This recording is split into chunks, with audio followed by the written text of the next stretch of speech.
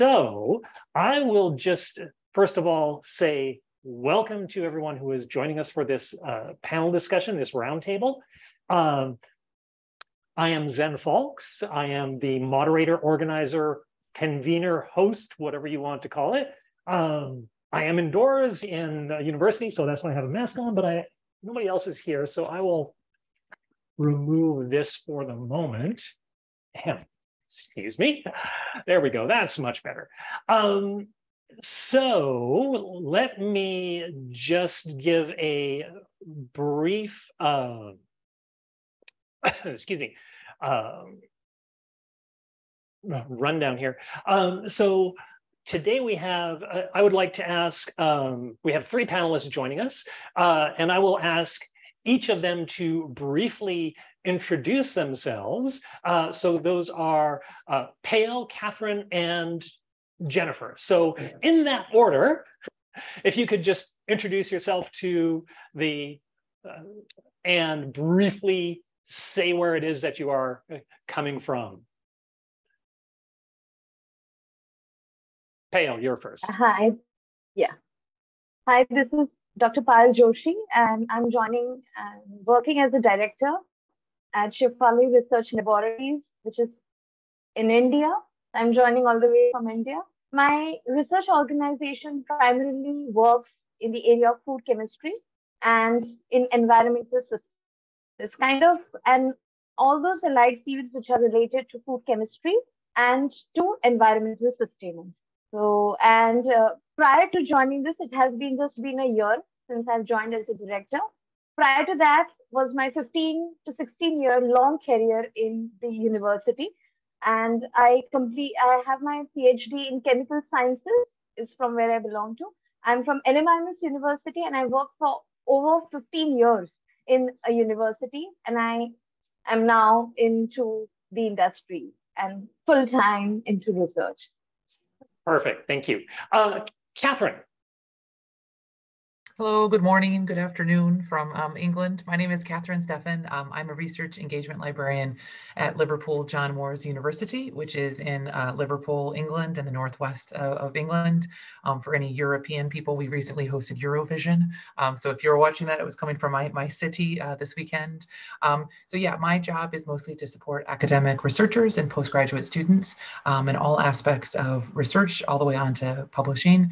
And I'm here also on a part of, I am the librarian member of something called Think, Check, Submit, which is out in the world to help researchers choose places for their published work. And Jennifer. Yeah, hi, I'm Jennifer Guarini. I have a PhD in marine theoretical ecology, and I have a kind of a long history doing along the edges of research, I would guess in some ways. I was a member of an institution for a while, and then I was in pure academia, and now I'm leading a small research group. We're a nonprofit, and we work a lot with consulting companies, doing a lot of hardcore theory. I've also actually worked in historical collections and managing them, curating collections. And I've been involved in scientific communication and outreach programs and working with students, trying to help them write better papers and decide where to submit, and also decide when it's important to submit to a big name and when maybe it doesn't really matter. Yeah. Thank you so much. So officially now I can get to say good morning, good afternoon, and good evening, because we have people joining us from all of those locations. It's so hard to tell on the internet sometimes. Now, I will just want to give just a little bit of introductory remarks so that people have a little bit of context for why I suggested this roundtable. So this roundtable is, of course, part of the 10th anniversary events for the Declaration of Research Assessment. And if you want to tweet anything about this roundtable, I suggest that you use the hashtag DORA at 10 to do so. So in terms of the events that led up to me calling this roundtable here, the first chronologically was from Norway. And there was a news article which went out about lists that Norway has of journals. This was not something I was familiar with, but Norway has a system where they put journals into one of originally 3, but now 4 categories. And those are level 0, level 1, and level 2. Level 0 is not considered to count for the university's assessment. Level 1 means it is recognized by the scientific community as a scientific journal. Level 2 is that it is an indicator of a high quality venue. And level X, which was the most recent edition, is ones where the judgment is uncertain and it may go up, it may go down. It's not clear initially what the level of the journal should be. And we can talk a little bit more about the Norwegian system a little bit later. I did get an email from one of the people who's involved in this, whose name is Vidar Rogan, and he said, and I asked him, is this meant for individual researchers? And he said, no. This is meant to determine funding, public funding to the university, but he did admit that there were misuses of this system, which sort of carried down to the researchers as well. So they definitely have a list of journals, the level 0 journals, which are effectively people are not supposed to publish in. The second event that I noticed is one that I tried to confirm but was not able to. I saw on Twitter the researcher from the University of South Bohemia who said that their university told their researchers that MDPI journals would not count for research assessment, and they were recommended to not review for this publisher, not do anything whatsoever. And unfortunately, even that initial tweet from Dr. Sam is now unavailable. I went looking for it, but it was one that I saw and I wrote about, so I know it was there. And then finally, a Chinese university at the start of the year was reported to, I shouldn't say announced, it was reported to have told its faculty that it would not be counting for research purposes, either MDPI, which is already mentioned, Frontiers journals, and Hindawi journals. Now, again, I tried to confirm this. I sent some emails to the institution, but of course, I didn't know who was the correct person to address the emails to.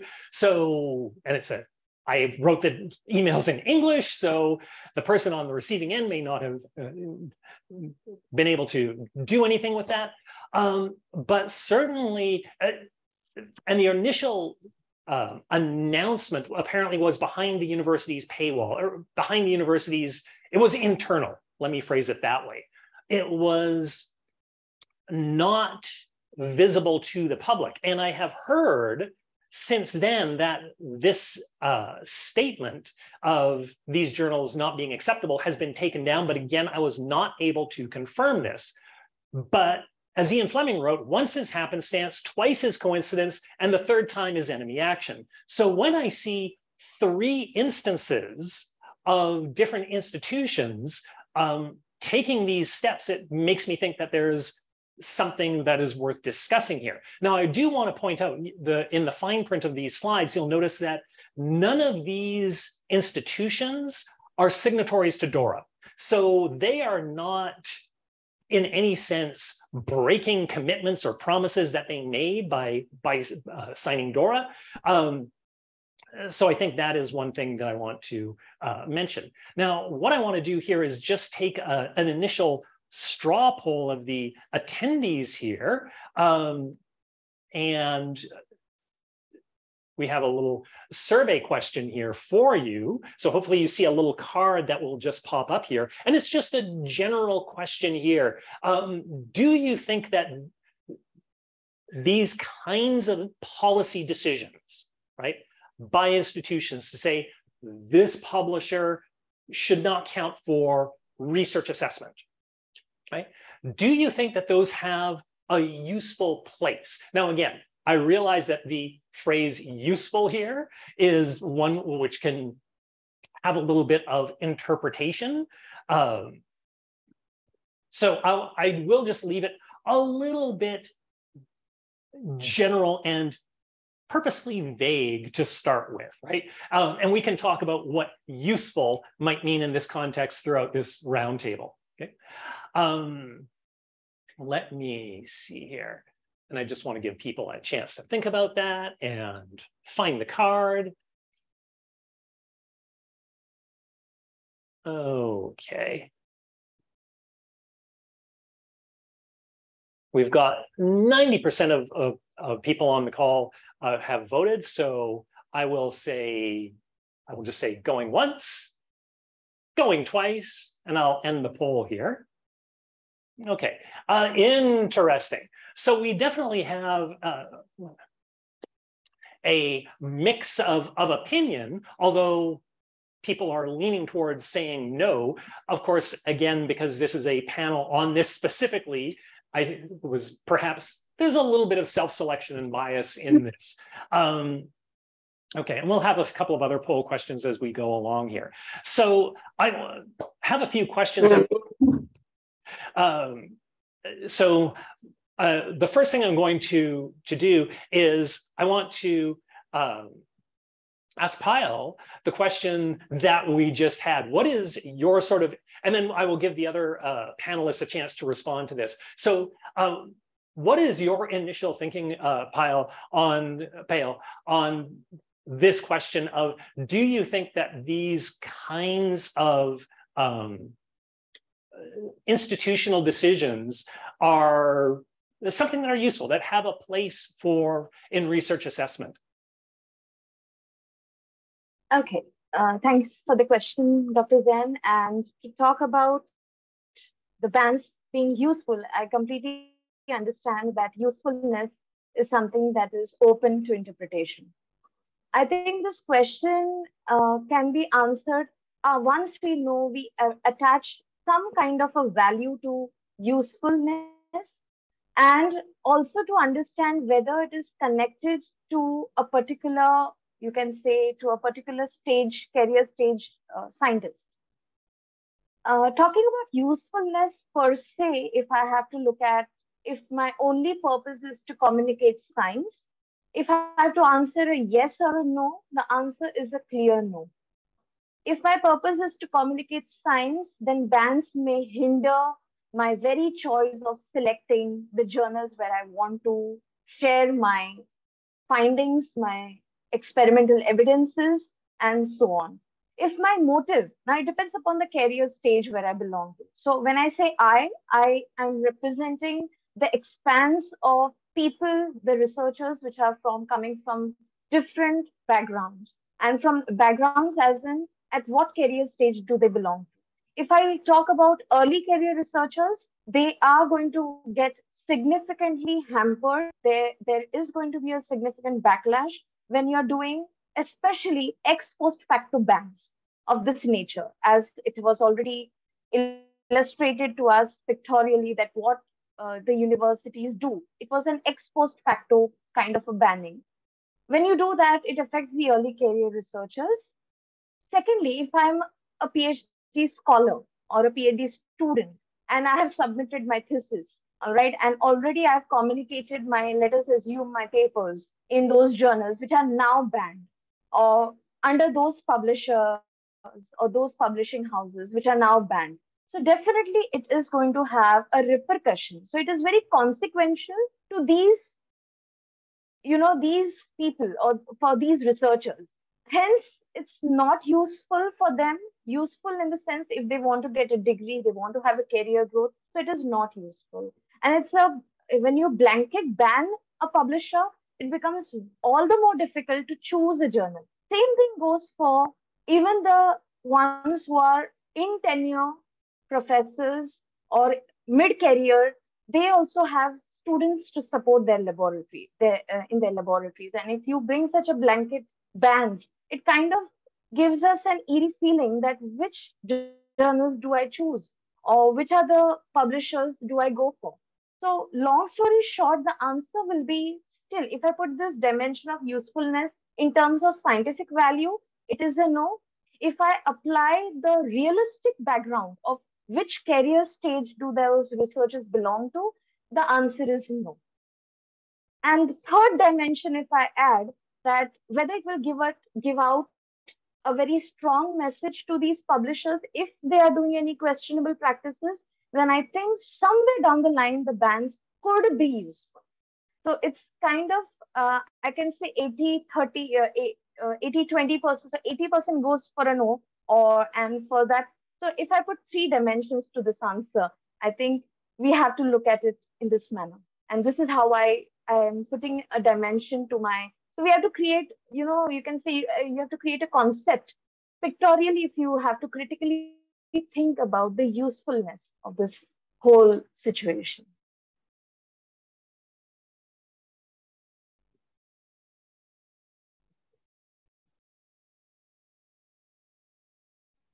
I think you're on mute, Dr. Zen. I was. Dr. Zen, you're on mute. Yes. Sorry about that. There is a little bit of hum that I didn't want in the background. So I will ask Jennifer if she wants to jump in with any follow-up or comment on what was just said.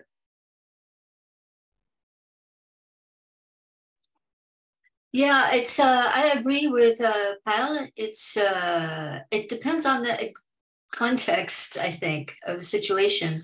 But I think a blanket ban is just not, it's not going to be useful, and you're going to end up hurting more people, probably making people angry in the long run too about these decisions being made at an institutional level or even a higher level, limiting their access to certain publications or certain journals. On the other hand, the need to push back sometimes, because it's true. Some of the journals that periodically you see people calling for bans of MDPI or Frontiers In or things like that in various forms on Twitter, especially. Sometimes having reviewed and worked for these journals in at different periods, at some point you do want to just say, did somebody read this article? How did this get published? And it does look like there needs to be better communication between the reviewers and the editors and the authors, and that something is either gone too fast, or, I'm not privy to why and how decisions are being made in all these various journals. And I think the worst thing that happened is exactly what Dr. Joshi said, which is that what happens if you publish in one of these in a journal, and then 2 years later, somebody decides that this journal is going to be banned from your evaluation? Then what do you do?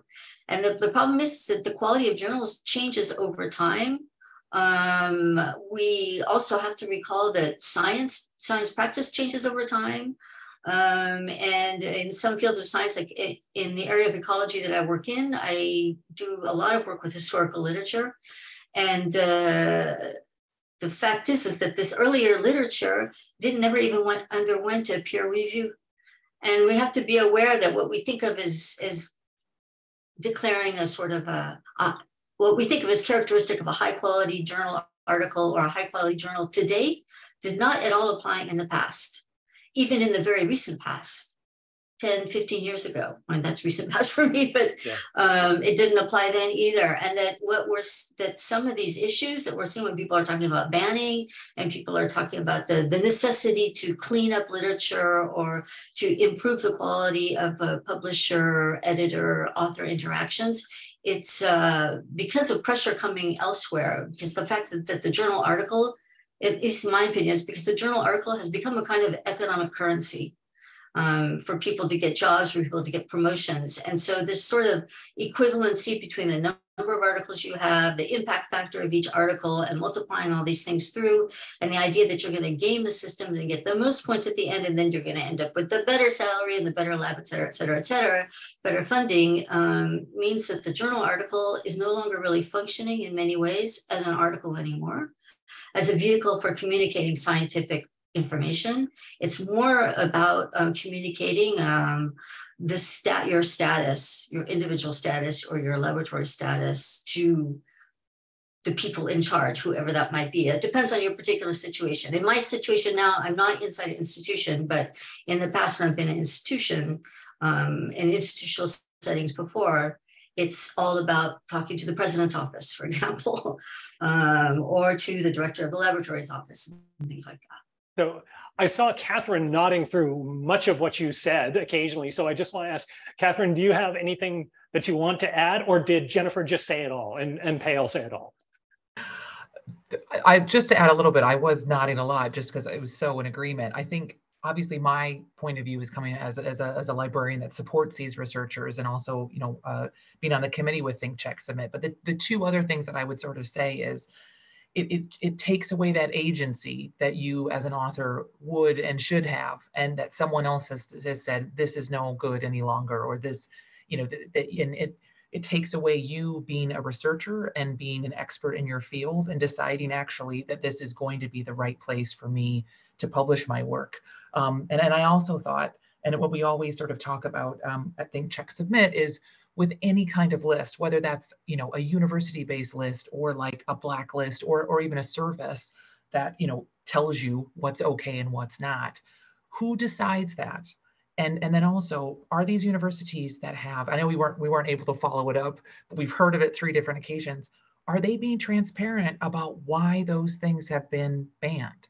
And again, how do you get off it? Who has decided it? And I think to the points that both Jennifer and Pyle had mentioned, what are you going to do to help support those researchers that have published in those places? Because if you just blanket ban it and kind of just go, sorry, what are those researchers supposed to do, and how are they meant to feel confident, not only about their previous research, but about research in the future, and help them become like, the researchers that they want to be? It doesn't feel like it's setting people up to be good researchers and also add to the academy what they've learned. It feels like, as Jennifer commented, that it becomes more about, moving your way up and getting a lab rather than the work that was inside that piece of work. I will say as a follow-up that in the case of Norway, there is some transparency about who is making those decisions, when the meetings are, and those sorts of things. Now, I will have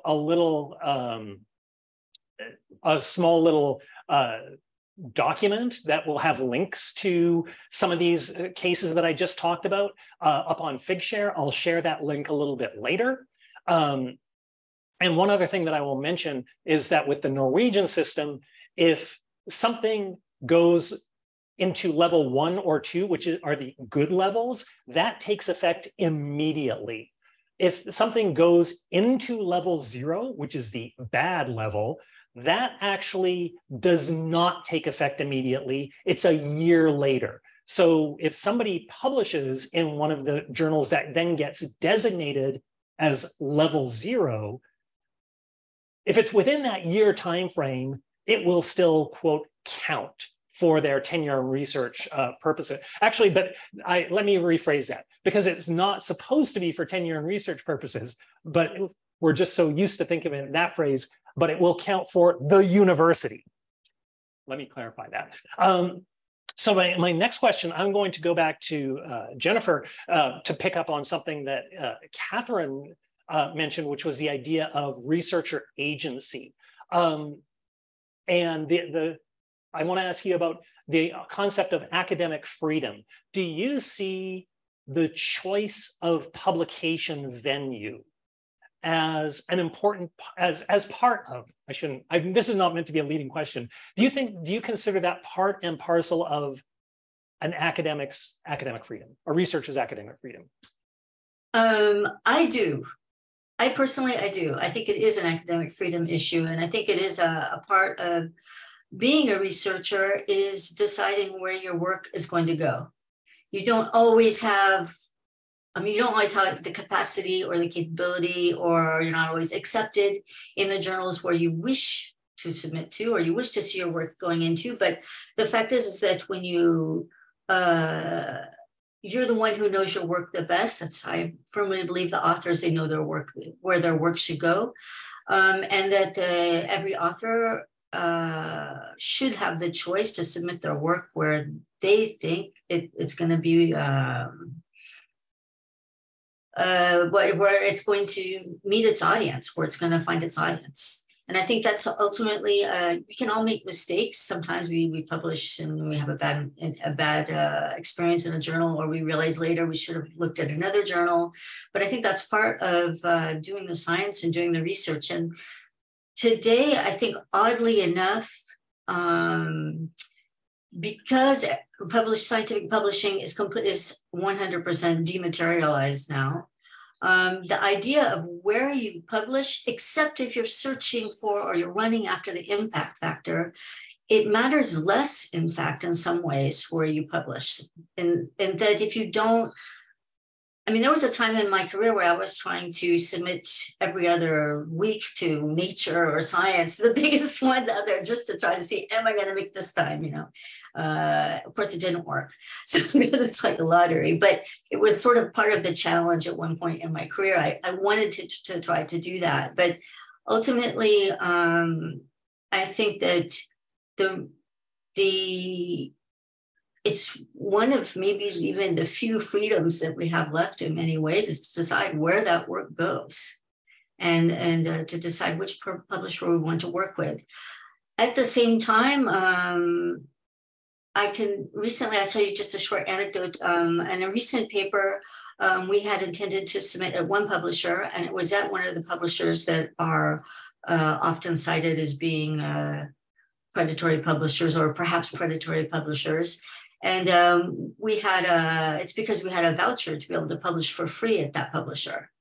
And that can be an overriding issue. A more important issue sometimes is, where can you publish for free or get a discount on a page charges at a time when page charges can be more than monthly salaries.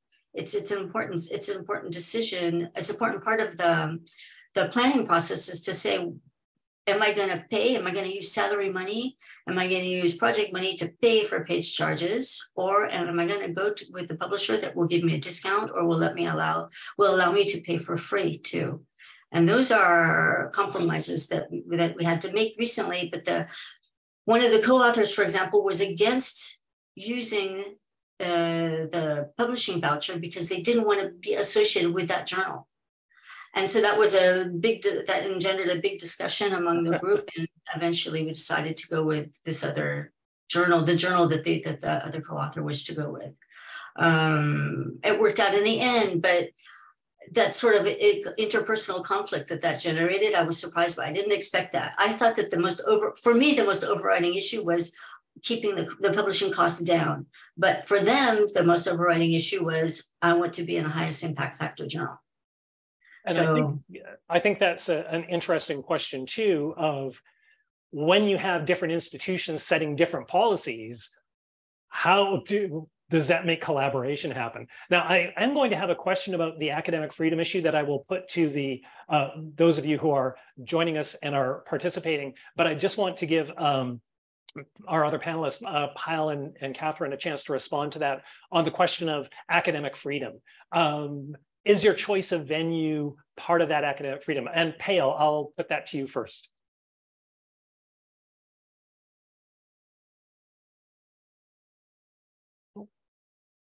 Okay, so talking about the choice, I hope you can hear me because there's some kind of a bandwidth issue at my, okay. So the very first thing talking about, because we just recently had a collaboration with our lab, we had to collaborate with those universities which were propagating, I would say, open access, because they have a read and publish agreements going on. If it's a read and publish agreement, it becomes all the more easy for us to, collaborate with those. We are enticed, I would say. Let us be very real about this. And we were enticed to be with those co-authors who are already being supported by their libraries and their universities who go for read and publish. So we had recently a collaboration with Spanish authors, with some in the UK also who have these, but it kind of becomes a teething problem, especially in the second world and third world countries where they have this pressure to publish in a particular impact factor. Do not support them financially through read and publish agreements, but they are supposed to publish in high impact factor journals. Another thing is there is a continuous pressure to have the journals listed in a particular indexing agency. We have plethora of indexing agencies. Let me give, and you have so many indexes, so many indices to where your paper can be. It's not just one particular indexing agency. You have many of them, but we have only we have a mystical feeling, or we feel very magical about one or two indexing agencies, and we just feel that we have to go for it. So the metrics decided by the universities, especially in the second and the third world countries, becomes a teething problem. So I may have a problem with collaborating with my own Indian authors, and it will be fairly easy for me to collaborate with the first world countries like Germany or maybe Spain or maybe for UK or for any other country. It becomes fairly easier for me because they have open access being supported by the universities, and then we can choose high impact factor journals. Obviously, it undergoes the same peer review process. There is nothing different that goes for, and going by that one metric, they are not going for it. And I have seen this kind of change. So it kind of becomes, you can say, when you have multitude of affiliations, when we come across to a paper, it was very difficult to come on one stage. So there may be some who may say we want to go for open access. Some may say we want a particular journal because we want it to be it may not be indexed in that particular, maybe some indexing agency, but they want, okay, we want PubChem, we want CAS to be, these are the other indices also, which is being propagated to be not just one or two. So it becomes again a very Herculean task to choose a journal and then undergo a rejection and then go for it. Thank you. I'm going to, just before I ask Catherine a question, I'm just going to put it to our participants, another little poll question here about, do you see that choice of where to publish as part of your academic freedom? And I do see there are some comments coming in on the chat, and hopefully some of those questions we may be able to answer a little later in this roundtable. And in particular, I see that there is some comment about the Norwegian system that I have mentioned a couple of times, because again, I have not worked in that system and I don't know the details and intricacies of it. So I appreciate that comment in the chat. So thank you for those of you who are putting things in the chat. I am following and I am paying attention to that. Okay. So I'll just give people just a few more seconds to answer the poll question here.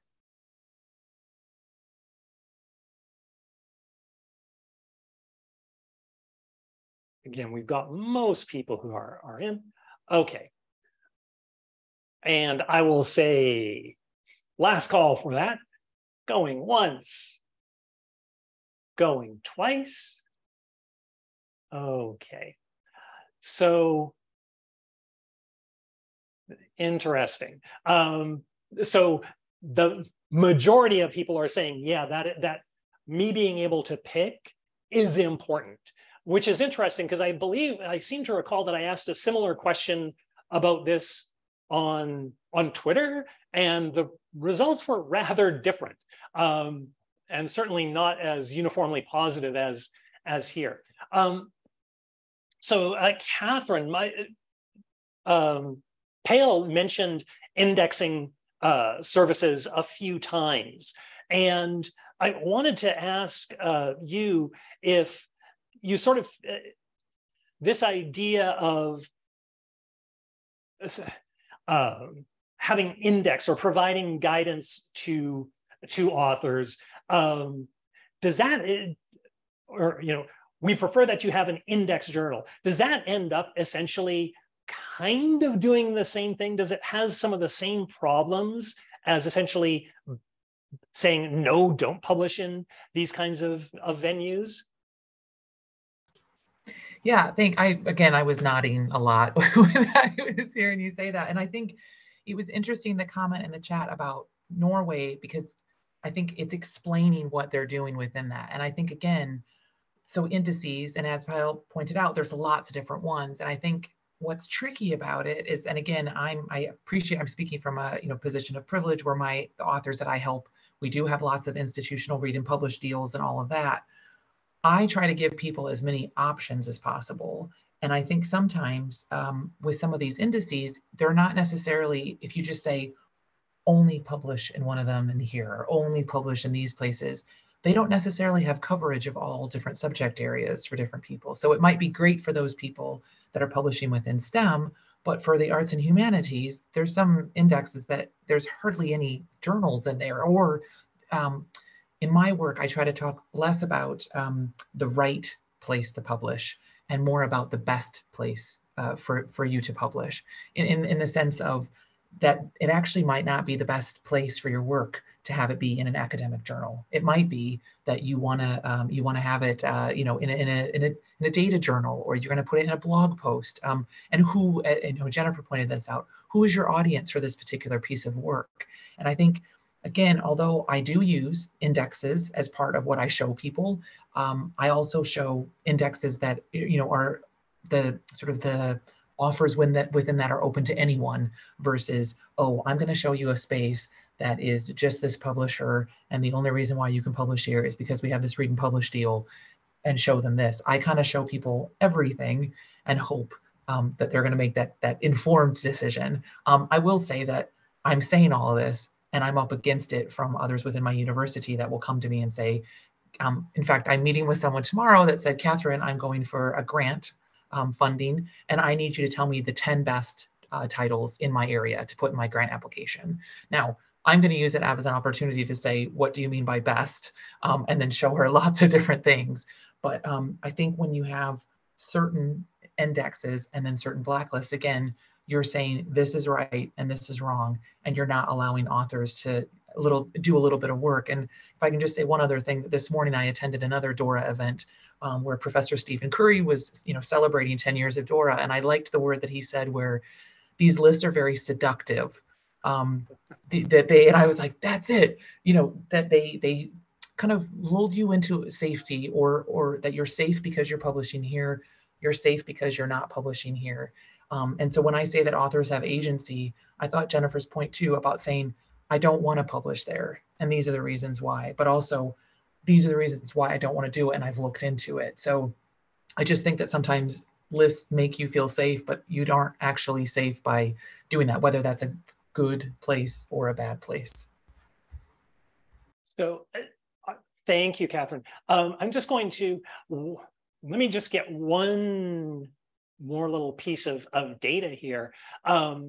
Since we have talked about these different policies and so forth, and of course there's thousands of universities around the world, and so one of the questions is, like, as I mentioned before, even when I was deliberately trying to track down some of these alleged or reported cases of bans, I couldn't get more information. So I just wanted to find out, if you're in a university situation, is there any kind of policy that says either pro or con, like, well, it must be indexed in this database, or the other end of saying, well, it cannot be from a particular publisher of any sort. Okay. Because again, I don't know sort of what the span of that is. Okay. And again, can I add something? Yes, absolutely, Jennifer. On Catherine's statements, which were really great, I just remind me how great it is to have access to a librarian for discussing these issues. But one of the things, I've moved around a lot, moved institutions, I've read a lot. One of the things I noticed that's so important is that these kinds of discussions are had with students. Because I have run across again and again students who they have an advisor who's maybe a very strong personality, and they'll say it's like, it has to go there, it has to go there, it has to go there. And then I might talk to that student in another context or for another reason. I'll suggest another journal and they'll be like, no, my advisor told me it has to be in this journal here. And it sort of gets translated into this, it's like equivalent to the list of good and bad. This is what they told me to do. This is what I have to do. And it sort of gets translated into a practice that carries on for even years afterwards. And I think it's so important that we don't forget that these things need to be discussed with students. And these are issues that aren't just for people who are already working as researchers, but it's also really important that this uncertainty and how choices are made about where to publish are discussed with students at different points in their education too. And it's more than just looking for the biggest impact factor or the big names. Right. So I'm just going to end the poll here, and last call for that, the current poll, going once, twice, 3 times. Okay. So again, it looks pretty overwhelming. Most people saying no. I am not so limited in where I'm able to publish. So that's interesting. Now I'm just going to go into the chat here for a second, and I just want to address a couple of the questions. So one question that came up was one of the first ones actually. So the 3 publishers that I mentioned in sort of my initial description of why I decided to have this roundtable were all well-known, fairly recently in the great scheme of things, publishers that go back like a couple of decades. They're all open access publishers. And the question was, is this a restriction to open access? And is this only helpful to the traditional publishers? And I have an opinion about that, but I will maybe throw that to Catherine, first of all, if you have a comment on that. I mean, I would say, yeah. And I feel that even like with our institutional open access agreements, I worry that I'm like funneling people towards those things because they know that those are the deals that we have and they can publish it. And I think that if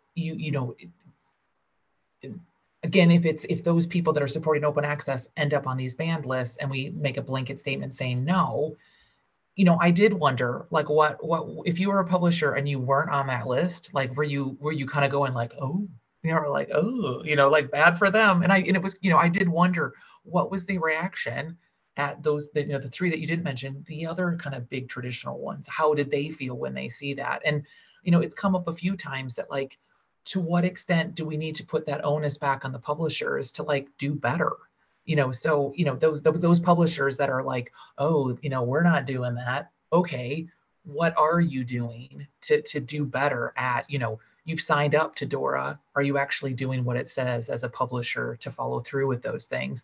And equally, those ones that have been accused of being, predatory or problematic, are we allowing them to kind of rectify those things, or how do they justify that behavior? So yeah, I worry about it. But then the flip side of that is I do wonder, how are we, because again, right before I came into this, we had an email from Think Check Submit where someone said, there's a journal that is indexed in one of these indexes that's on a blacklist. How dare you have this indexed?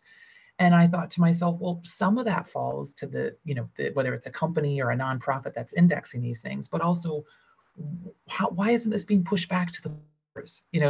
They're the ones that potentially would have money to actually change these things. I know I've rambled on a little about that, but I do think sometimes you kind of wonder what are publishers doing to do better?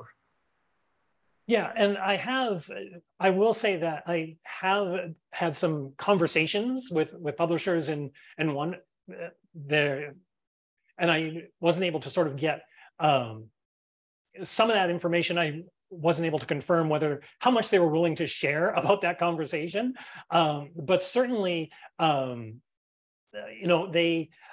are generally, unsurprisingly, saying, "Look, we're trying to do the right thing here," but of course, which is not surprising.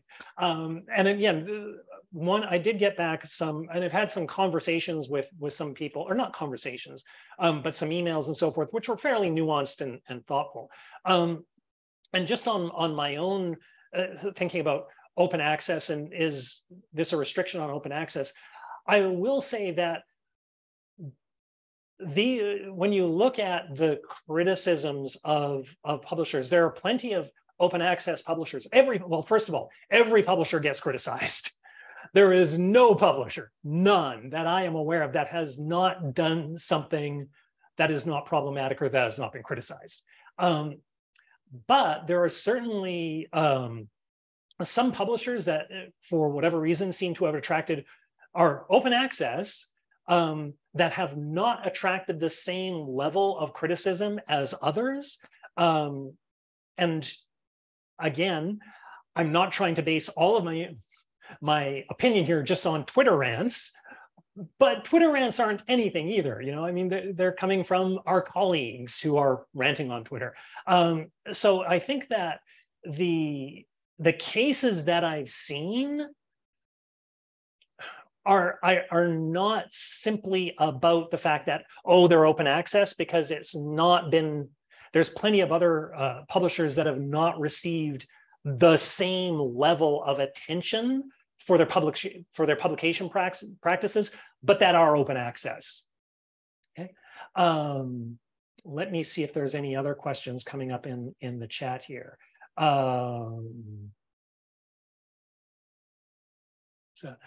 Excuse me. So with that, now let me see here. So we have used up most of an hour, and I do want to not go horribly over time here. So I'm just checking for any other comments here in the chat.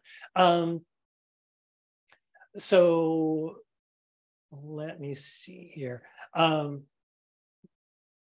Okay, so I'm not seeing any comments, but maybe somebody will write one in just a second here.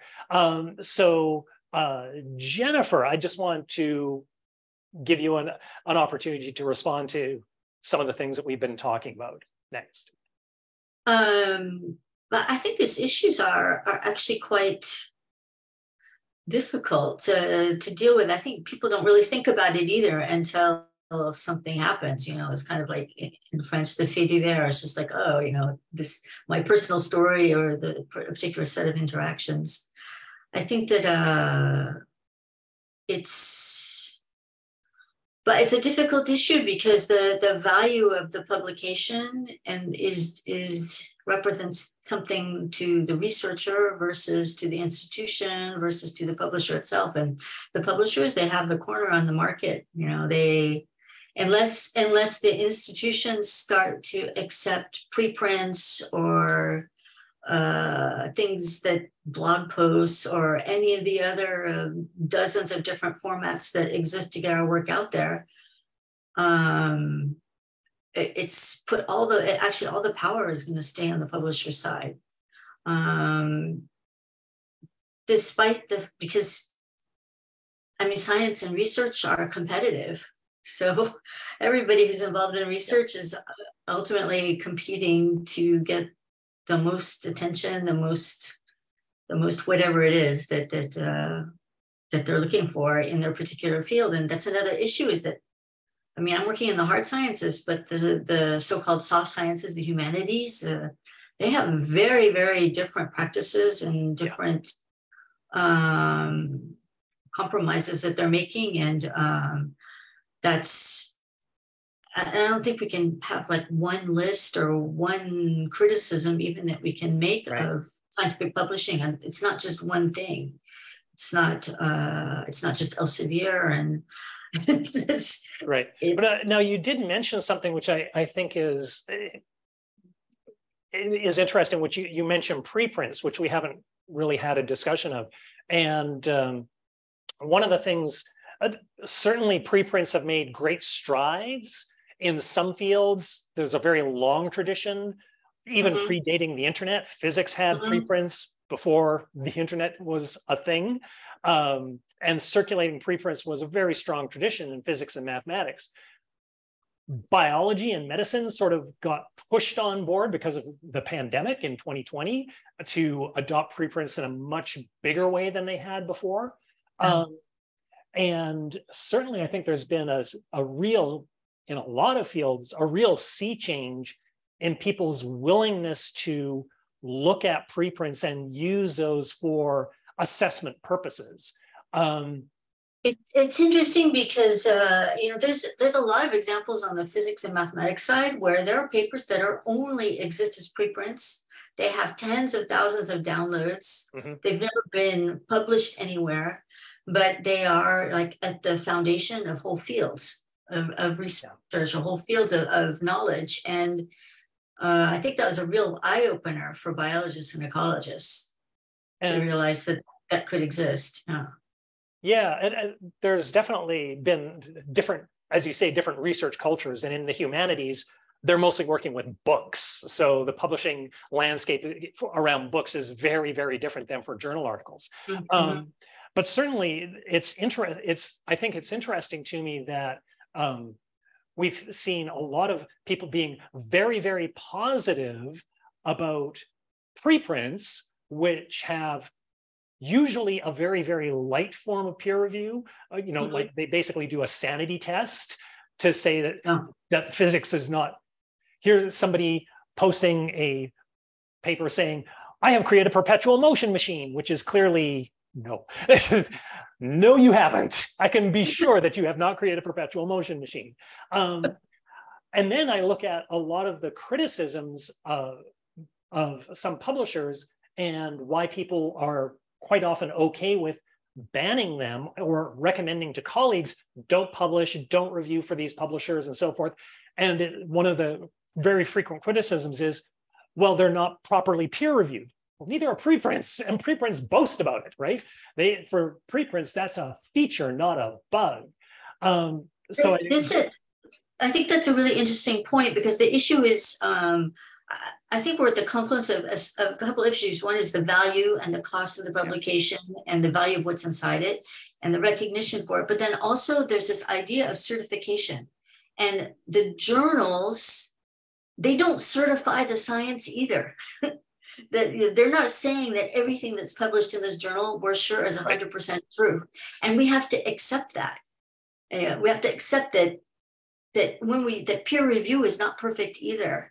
And so even if I publish it Nature or Science, and it may be a harder peer review, or it may not be, or there may be more checks, or there may not be, it still is not a certification process at any point.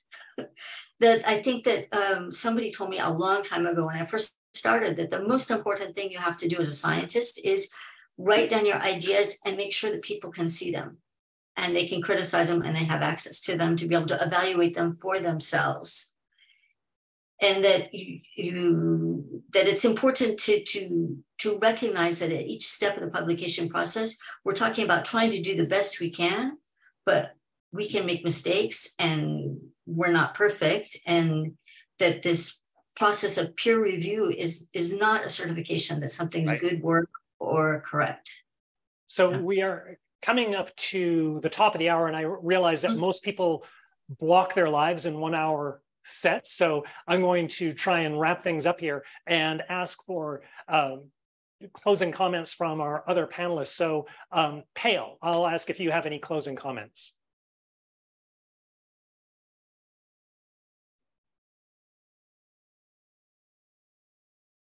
Yeah, I just had one last, I'll just give a food for thought. In all this conversation, we are just considering publishing a paper at a particular venue as the end product. That's not the case. Once you publish a paper, your conversation, your discussions, so it would be this way that when you are planning to publish a paper, you're just discussing with your peers, with your co-authors, and with just a few, maybe to your editors, when let us assume that it has undergone through a peer review, so you are deliberating with the reviewers. But once the paper is out, and especially if I recently had an experience with open access, you are blogged, you have an altimetric where you can see the expanse of everyone looking at your paper. So the discussion from here, so the food for thought should be not just the venue. What will happen once I publish a paper in a high impact journal? And then what will be the deliberation with the community? So out in the open access. I think review process is very archaic, very much needs a revamp, much more than looking at these bans and everything. Peer review process needs to really we have to have a post publication review much more. I think we are seeing a lot more high impact journals getting retracted. And this is primarily the reason why, so that's the reason why I think preprints should get more value. I would rather go next time for a preprint rather than for, this deliberation. So I think I've got very high quality papers I've seen in a preprint than in a journal considered to be of high repute. So I think that would be something that we should not assume that paper is an end product just because the university told you. It has to start a discussion. Your paper should be enticing enough for the community to read and to cite it. We have not to push citations. Okay, Catherine, do you have any closing comments? So 2 things. If you ever aren't sure, ask someone else at your institution. I don't want to say go to your library because I'm biased because I'm a librarian, but ask someone else if you aren't sure, if you're wondering why something's on a blacklist or or even a whitelist. And the other thing I would say is consider homes for your work. As Payal said, whether it's a preprint server, it's an open journal, consider things outside of where you've gone before. There are lots of different homes that you can put your work. And I feel like all these discussions should also be thinking about how we can encourage researchers to look outside of, that's shown up in the chat, these traditional places, whether that is with a publisher or a blog, or, as I said, you might want to create your own journal. Like open journals are exploding right now, and there's lots of different places that you might want to consider doing that. Okay, so just as we're closing up, I'm going to do a few things kind of simultaneously. So let's see how well I can multitask here. So the first thing that I just did is I put a link to some of the material describing primarily the introduction. I will put other things on that link later. I'll put up this recording. I have one last poll here that I'm going to ask for people, which is, have you changed your thinking at all about the idea of banning a journal because of this roundtable here? That's the second thing. I'll give you a chance to answer that question. And then finally, the last official thing that I want to do for people who are needing to go out in a minute or so is I just want to, acknowledge that the room that I am in and the internet the Zoom account that I am using and all of these sorts of things are hosted by McMaster University, which is where I am currently employed. And so I want to thank the institution for their support of this event. Okay. And again, I can hang around for a little longer because I do not have anything else. But if you do have something else at the top of whatever hour you are in, or the bottom of the hour if you're in Newfoundland, Canada, I just want to thank the panelists for today. I want to thank all of you who were in attendance. And if you are watching this later on a streaming service, a recording of this, thank you for watching this recording. So I will officially close it down by just ending the poll. and sharing the results of that, we managed to get a couple of people to think about these things in new ways. And again, that is fantastic. I wasn't expecting to change everyone's minds or necessarily anybody's minds, because that wasn't the major goal here. But it's always nice to see a little thought-provoking for this. So thank you all. And again, I will let you all go at your own pace. I will be the last one to leave and close up the meeting and turn off the lights and lock the door behind me. Okay.